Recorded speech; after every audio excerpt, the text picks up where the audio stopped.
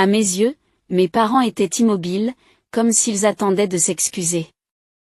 Merci d'avoir fait tout ce chemin. Ma mère a continué à parler tout en regardant vers le bas, désespérée. Nous avons entendu dire que vous pourriez aider notre usine en faillite, et nous vous en sommes profondément reconnaissants. Mon père continua également sans regarder dans les yeux. Il était surprenant que l'usine pour laquelle ils avaient besoin d'aide soit en fait le lieu de travail de leur fille, qu'ils avaient abandonnée dans les montagnes froides. Passons aux choses sérieuses. Levez la tête, s'il vous plaît. Alors que je les incitais à le faire, ils ont tous deux levé la tête, surpris par la voix familière. Stella. Leurs expressions étonnées étaient quelque peu comiques, provoquant des rires. Comment puis-je leur rendre l'appareil? Je m'appelle Stella Green. Je vis en ville. Cependant, la seule partie de la ville qui se développe vraiment est le quartier de la gare où j'habite, qui est surtout une zone rurale parsemée de fermes. Et ma famille tenait une petite forge qui fabriquait et réparait des outils agricoles. Mais à partir de l'époque de mon arrière-grand-père, nous avons commencé à fabriquer des pièces pour les machines agricoles et nous avons géré l'usine à une échelle considérable. Nous sommes une vieille famille assez connue dans la région. Mon père, Jean, est le président de Green Machinery et ma mère, Greta, en est la directrice exécutive. J'ai un frère aîné, Elwin, qui est intelligent depuis son plus jeune âge et qui fait la fierté de nos parents. Dans cette campagne, il est courant d'attendre beaucoup du fils aîné. Et il a répondu à ses attentes en fréquentant un lycée de haut niveau. En revanche, alors que mes parents prodiguaient de l'amour à leur fils aîné, j'ai toujours été quelque peu négligée et peu remarquée. Dans la pensée traditionnelle de la campagne, on suppose que les femmes finiront par quitter le foyer familial. Par rapport à mon frère, qui devait reprendre l'entreprise familiale, on n'attendait pas grand-chose de moi. Une femme ne peut pas reprendre le foyer familial. Une fois que tu auras obtenu ton diplôme de fin d'études secondaires, ce sera fini, m'a froidement déclaré mon père. À l'époque, j'étais collégienne, je comprenais mon rôle et j'ai décidé de me concentrer sur mes études. Cependant, il était difficile pour un collégien de se fixer un tel objectif. Je n'avais pas d'autre choix que d'aller de l'avant. Animé par cette détermination, mon frère et moi étions si différents qu'il était difficile de croire que nous étions frères et sœurs. À l'école, il faisait partie de l'élite et se comportait comme un capitaine à la barre d'un grand navire. Je préférais l'activité physique à l'étude, courant librement à travers la campagne comme un cerf ou une chèvre. S'il y a une chose dans laquelle j'excellais par rapport à mon frère, c'était bien mes capacités athlétiques. Mais le destin a été rude. Je n'avais pas les mêmes talents que mes frères. J'étudiais dur, mais mes notes avaient du mal à s'améliorer. Voyant cela, mes parents se sont moqués de moi en me disant, « Ce n'est pas bien. Tu n'es pas comme Elwin. Tu ne comprends pas tes propres défauts ?» Ces mots m'ont transpercé le cœur. Je les ai regardés fixement, indignés. Même s'il y avait une part de vérité dans ce que disaient mes parents, cela ne faisait qu'alimenter ma frustration. Un jour, les résultats des examens de mi-parcours de l'école sont tombés. Malgré mes efforts considérables pour étudier, les notes étaient décevantes et je n'ai pas pu cacher mon choc. Je ne voulais montrer ces notes à personne, mais mes parents ont insisté pour que je les révèle. Lorsqu'ils ont vu mon bulletin, ils se sont moqués de moi. Nous aurions dû nous y attendre depuis le début. Il n'y a plus d'intérêt à investir en vous. C'est vrai. J'ai du mal à croire que vous ayez le même ADN qu'Elwin. Quelque chose ne va pas. Alors que j'étais assis formellement devant mes parents en train de me faire gronder, j'ai prié intérieurement pour que ce moment se termine rapidement. C'est alors que mon frère vint à mon secours et m'aida dans mes études. Il n'était pas doué pour exprimer ses sentiments à nos parents, mais il a toujours été une présence solide pour moi. C'est peut-être un peu ma faute si nos parents sont si stricts, mais je suis toujours là pour toi. Touché par ces encouragements chaleureux, je n'ai pas pu retenir mes larmes. Avec son soutien, j'étais sûre de pouvoir relever tous les défis. Alors que je passais en 2e année de collège, mon frère a passé l'examen d'entrée dans une université prestigieuse de la région métropolitaine et a quitté la maison. Son ancienne chambre s'est vidée, ne me laissant que de dures comparaisons. Mon frère excellait naturellement, déployant ses talents sans effort. Tout en vivant dans l'ombre, je cherchais ma propre voie. J'ai trouvé du plaisir à courir plus qu'à étudier et j'ai participé à l'équipe d'athlétisme de l'école. J'ai toujours aimé courir et j'ai décidé de poursuivre une carrière de coureur de fond. Pour atteindre cet objectif, j'espère recevoir une recommandation d'une école prestigieuse connue pour ses courses de relais. Si mon frère excellait dans les études, il n'était pas doué pour le sport. À cet égard, j'avais l'impression de le surpasser. Malgré cela, mes parents s'intéressaient davantage à ses résultats qu'à la vitesse à laquelle je courais. Mes efforts étaient négligés, et seul mon frère, qui améliorait toujours ses notes, recevait tout l'amour de nos parents. Alors que mon frère approchait d'une étape importante à 18 ans, mes parents ont organisé une fête somptueuse pour lui. À l'approche de son anniversaire, ma mère a déclaré: « Offrez-lui une montre de luxe. Si tu n'y arrives pas, n'envisage pas d'aller à l'université. » Cependant, je n'avais pas les moyens de préparer un cadeau aussi coûteux. Comme prévu, le résultat a été le même. Les proches se sont réunis et un repas somptueux a été servi dans un restaurant réputé de la région. Mais comme si je n'étais pas à ma place, je suis restée seule à la maison. Loin mérite des plats délicieux parce qu'il excelle. Tu es obsédée par la course et sa présence ne ferait que te rendre malheureuse, m'a dit ma mère. Ces paroles m'ont profondément blessée. Après avoir renvoyé mes parents et mon frère, j'ai mangé des nouilles instantanées seule à la maison. J'ai versé de l'eau chaude dans le bol. La vapeur qui s'élevait rendait ma solitude encore plus intense. Mes larmes ne s'arrêtaient pas, car la tristesse et la frustration se mélangeaient. À cette époque, mon frère, qui était de passage à la maison pendant les vacances d'été, m'a fait découvrir les possibilités offertes par l'Internet. Après avoir obtenu son diplôme, il avait commencé à travailler dans une grande entreprise. Portant les responsabilités d'un adulte, il semblait avoir mûri rapidement. Voilà, c'est un vieux modèle, mais il est assez rapide pour surfer sur le web. Essayez de l'utiliser, cela pourrait même vous aider dans vos études. En souriant, il me tend l'ordinateur portable. Essaie aussi d'utiliser ceci. Je veux que tu l'étudies. Le livre qu'il m'a tendu était un guide de programmation pour débutants. Cette suite d'événements a marqué mon premier pas dans le monde de l'informatique. Bien que j'ai d'abord eu un faible pour les sciences mathématiques, j'ai trouvé étonnamment agréable de créer mes propres programmes et j'ai souvent utilisé l'ordinateur portable. Le moment où mes programmes maison fonctionnaient me procurait un profond sentiment de satisfaction. Peu à peu, bien qu'encore vague, j'ai commencé à voir quelque chose que je voulais poursuivre. Ce n'était pas encore concret, mais j'en sentais les contours se préciser. Cependant, un jour, mon père a brusquement mis fin à ce rêve. Et, tu joues encore sur l'ordinateur au lieu d'étudier? Je programme. Je ne joue pas. Ne mens pas. Tu dois être en train de jouer sur cet ordinateur. Fâché par son accusation, j'ai répliqué de manière un peu provocante.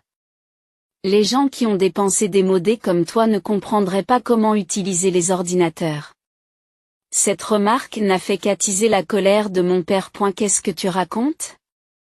Ne dis pas de telles choses, Stella. Soudain, il a arraché l'ordinateur portable et l'a jeté par la fenêtre. Pourquoi ferais-tu une chose pareille? Tu es encore au lycée et tu ne fais que jouer.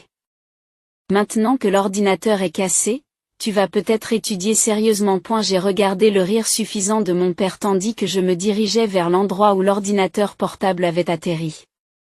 L'ordinateur s'était écrasé contre le sol, son écran s'était brisé et son boîtier s'était fissuré. Il ne s'allumait plus, il était devenu complètement inutile. Alors que la programmation commençait à me captiver et qu'un avenir plein d'espoir semblait se dessiner, j'ai rassemblé les morceaux cassés de l'ordinateur portable et j'ai sombré dans une profonde tristesse. Le précieux ordinateur portable offert par mon frère avait été tragiquement détruit. Sans l'argent nécessaire aux réparations, il semblait que mon nouveau rêve risquait de disparaître lui aussi. Debout devant les restes de mon ordinateur portable cassé, j'étais submergé par le désespoir. Le précieux cadeau de mon frère s'était transformé en simple ferraille. Incapable de payer les frais de réparation, je n'avais plus de place pour chercher un nouvel espoir. Cependant, alors que je me rendais à l'école, accablé de sentiments, un ami m'a fait une suggestion inattendue qui m'a apporté une lueur d'espoir. Pourquoi ne pas utiliser les ordinateurs de bureau de l'école? Le professeur a accepté et la salle informatique de l'école est devenue mon nouveau sanctuaire après les cours. Là, un ordinateur de bureau fiable m'attendait. C'était pour moi une base de stabilité inébranlable. Comme je passais de plus en plus de temps avec les ordinateurs de l'école le week-end, un enseignant qui avait remarqué mon enthousiasme m'a offert un soutien supplémentaire. J'ai commencé à m'intéresser à la programmation. Tout au long du lycée, j'ai progressivement affiné cette compétence. Puis, l'été de ma 2e année, j'ai participé à un cours d'été à New York, proposé par mon frère. J'ai couvert les frais de transport avec l'argent que je gagnais dans des emplois à temps partiel. J'ai logé dans le dortoir de l'entreprise où mon frère travaillait, consacrant mes journées au cours et recevant des leçons spéciales le soir de la part de mon frère et de son unique ami, Alan. Alan est un peu excentrique, mais il n'est pas méchant, alors ne vous inquiétez pas. Il n'a pas l'habitude de côtoyer des femmes puisqu'il est allé dans une école réservée aux garçons, alors ne le taquinez pas trop. Qu'en dites-vous? J'ai eu ma part d'interaction avec des femmes, tu sais. Oh, vraiment? C'était quand nous avons fait la danse folklorique à l'école primaire. Nous n'avons pas pu nous empêcher d'étouffer nos rires lors de cet échange réconfortant. L'innocence d'Alan a ajouté une couleur particulière à notre été. Avec ce sourire, ma passion pour la programmation s'est encore accélérée. À la fin de l'été, un nouveau chapitre de ma vie avait commencé. Avec l'aide de mon frère et de son ami Alan, j'avais plongé dans le monde de la programmation et j'étais complètement captivé par son attrait. Alan était différent de mon frère, il se comportait comme un fils de bonne famille, poli et raffiné. Il était un peu excentrique, mais je n'ai jamais ressenti de méchanceté de sa part et je me suis trouvé quelque peu charmé. J'entrais dans l'été de ma dernière année de lycée. Lorsque mon ordinateur avait été détruit, mon frère s'était excusé, mais pendant les vacances d'été, lorsqu'il est rentré à la maison, il a secrètement apporté un ordinateur portable d'occasion. C'était un cadeau d'Alan. Alan est très riche, vous savez, quand je lui ai demandé s'il avait des ordinateurs inutilisés, il m'a donné celui-ci, dit mon frère en riant malicieusement. Il m'a dit qu'il voulait t'en faire cadeau, alors je te l'ai apporté. On dirait qu'il t'aime bien, a-t-il ajouté. Qu'est-ce que tu racontes? Je répondis, le visage rouge, tandis que mon frère riait et me tapotait la tête de façon amusante. Après cela, mon frère m'a donné beaucoup de conseils et mes compétences en programmation se sont considérablement améliorées. Je n'aurais jamais pensé que tu t'intéresserais autant à la programmation, m'a dit mon frère. Oui, c'est intéressant. Parfois, des choses inattendues se produisent lorsqu'il y a une erreur dans les calculs, mais c'est vraiment excitant quand on les résout, ai-je répondu.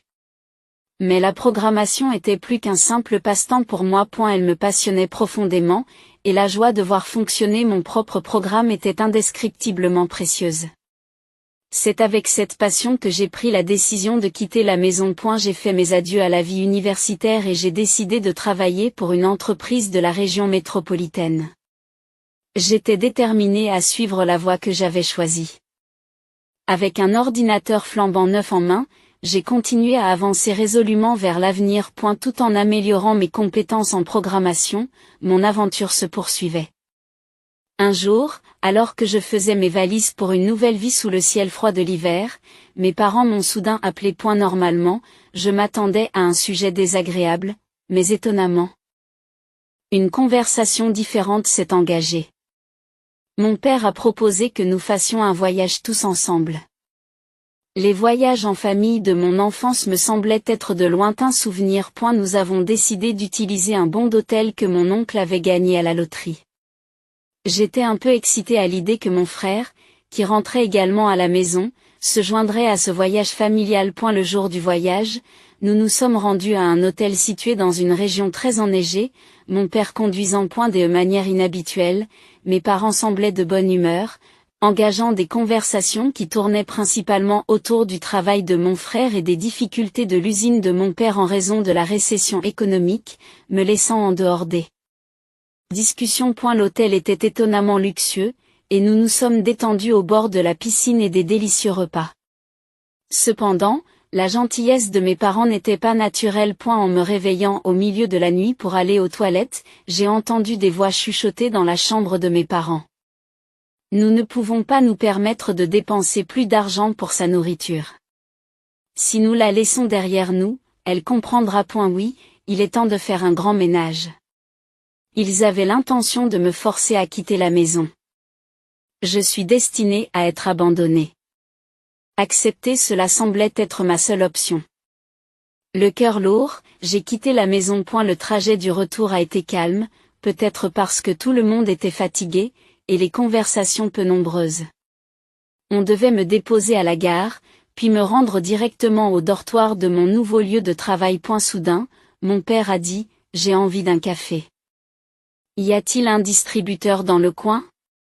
Mon frère a répondu, « Il y a un parking plus loin. Nous pouvons y acheter du café » et mon père a souri joyeusement pour une raison inconnue. D'accord, faisons une pause. Nous avons bientôt vu un panneau indiquant le parking. Stella va nous acheter du café. Comme prévu. Je suis sortie de la voiture et je me suis dirigée vers les distributeurs automatiques qui se trouvaient à proximité. J'ai choisi un café chaud pour mon père et mon frère, un thé pour ma mère et un thé au lait pour moi. Alors que je m'apprêtais à rentrer, j'ai vu mon père décharger ma valise à l'arrière de la voiture. Eh bien, c'est un adieu. C'est trop coûteux en temps et en carburant de te conduire à la gare. Tu es vraiment comme un chien, si facile à apprivoiser si on le traite gentiment pendant un moment. Attendez. La gare n'est-elle pas encore loin d'ici? Fais ce que tu veux, cours ou marche. Tu étais dans l'équipe d'athlétisme, tu devrais avoir de l'énergie. Tu es sérieux, tu dois te débrouiller seul à partir de maintenant? Très bien, nettoyage terminé. Tu étais vraiment une grosse ordure qui se mettait en travers du chemin. Mon frère n'a rien dit, il a juste posé délicatement mon manteau sur la valise. Debout sur le parking enneigé, je regardais la voiture disparaître au loin, acceptant mon sort comme si c'était la seule option. Pourtant, j'ai senti qu'un nouveau départ pour ma vie commençait à ce moment. Je faisais le premier pas d'un nouveau chapitre dans cet endroit enneigé. 10 ans plus tard, j'ai visité ma ville natale. Je m'épanouissais en tant que chef de projet dans une nouvelle entreprise. Ce jour-là, il y avait du travail à faire à l'usine locale, ce qui a motivé ma visite. J'ai ressenti une certaine excitation mêlée à la résurgence de souvenirs douloureux du passé. Finalement, l'usine familière est apparue. Stella. Cette voix m'a fait bondir. Mon frère. Mon frère, sorti d'une voiture, se dirigea vers moi en souriant et en me faisant un signe de la main. Je craignais que tu ne te perdes. Le paysage a beaucoup changé. Pas de souci, le GPS m'a bien guidé. Mon frère a immédiatement commencé à parler de travail. Sur ce projet, l'autre partie a de grandes attentes. Nous devons donc nous préparer. J'ai souri de manière provocante. Eh bien, voyons combien de temps tu peux garder cette énergie. Et ne me sous-estimez pas, j'ai été endurci par la ville. Tu es vraiment devenu fort. Mon frère était impressionné en disant cela. C'est parce que je me suis donné à fond. Je deviens naturellement plus fort. Nos retrouvailles ont en effet été orchestrées par ce travail. Mon frère avait mis à profit son expérience au sein d'une grande entreprise pour lancer une start-up, appliquant son expertise en ingénierie mécanique au développement de produits innovants. Ces produits attiraient l'attention du marché et constituaient un tournant pour une entreprise en difficulté. Soudain, l'usine de notre ville a été confrontée à une crise financière. C'est pourquoi mon frère m'a contacté pour me proposer un nouveau projet. C'est parti. J'ai repris mes esprits et je me suis rendu à l'usine avec mon frère, le sourire aux lèvres.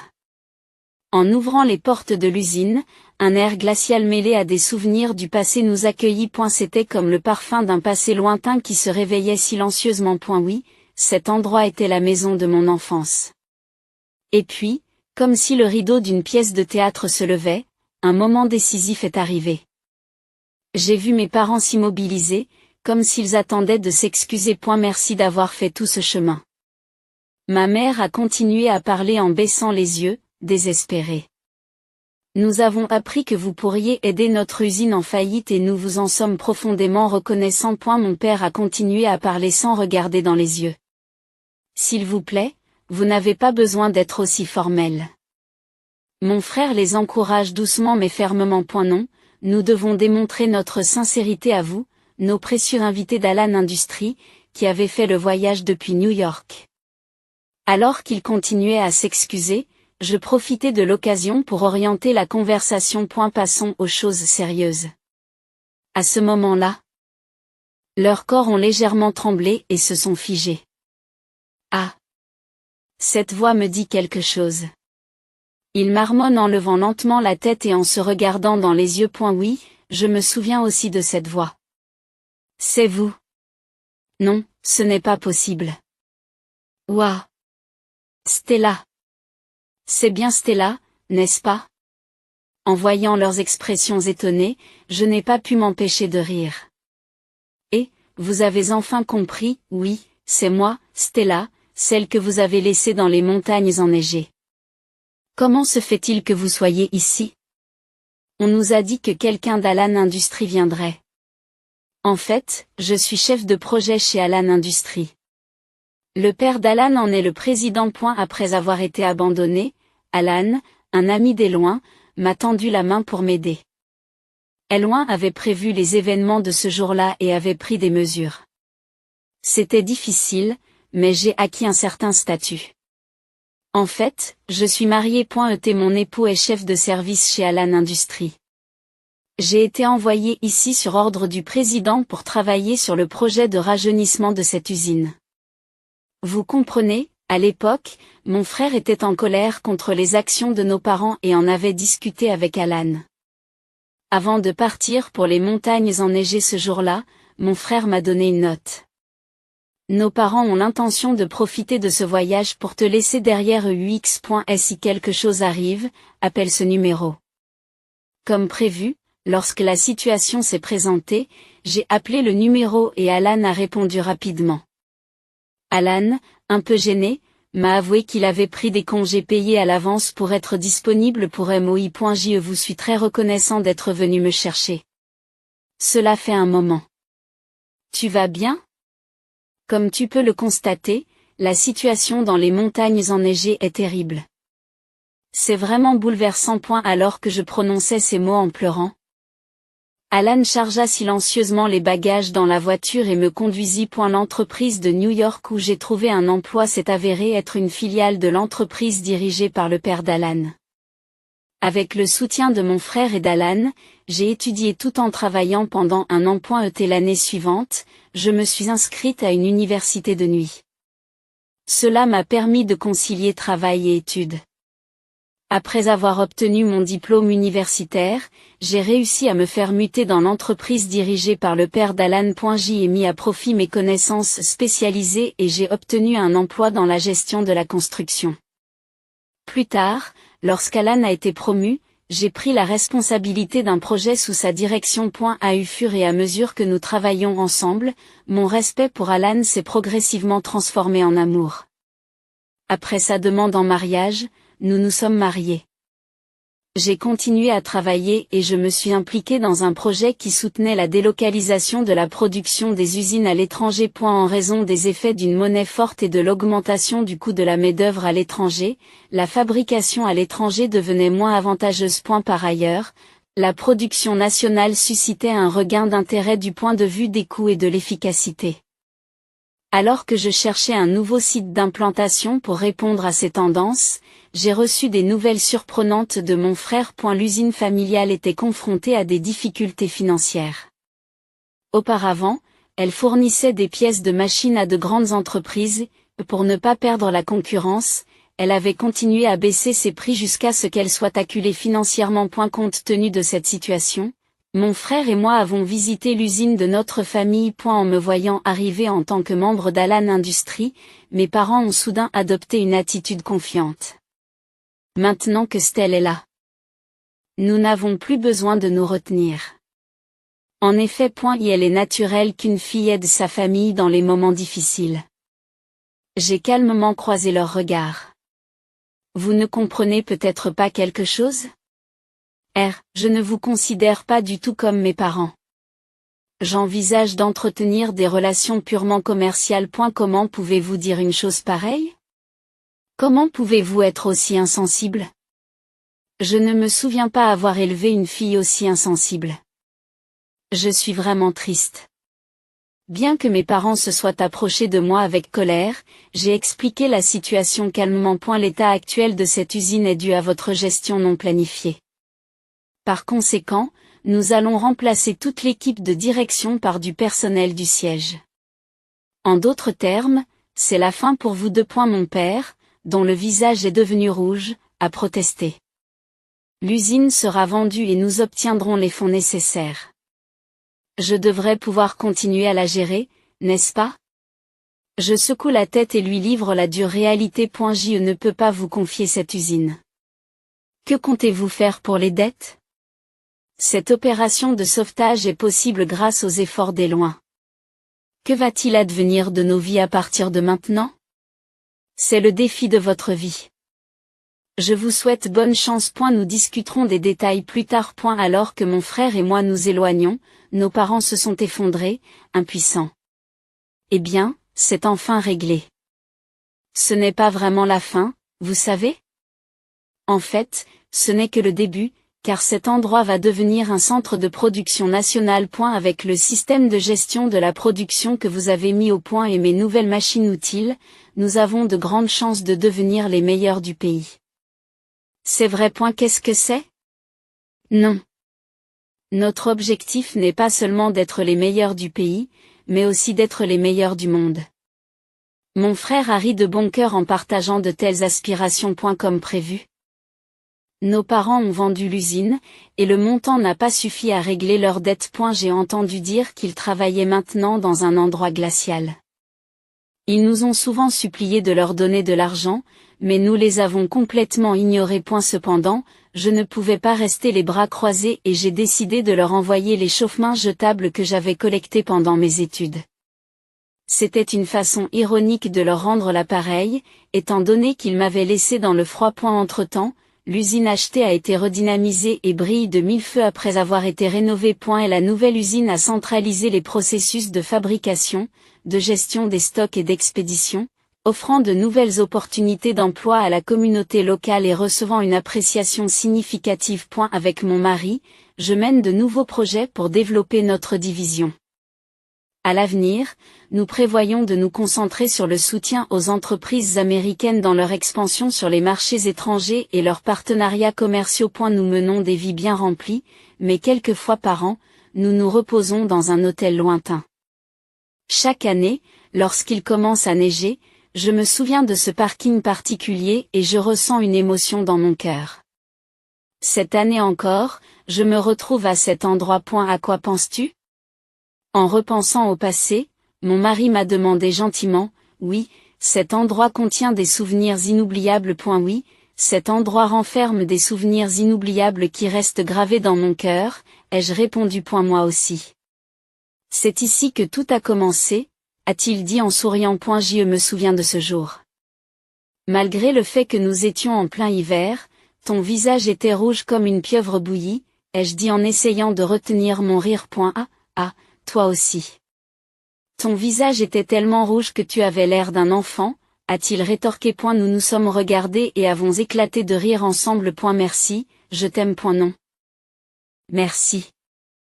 La vie est comme un livre, composé de nombreuses histoires. Les épisodes entre un couple comme celui-ci forment un chapitre de cette histoire, et c'est tout à fait captivant.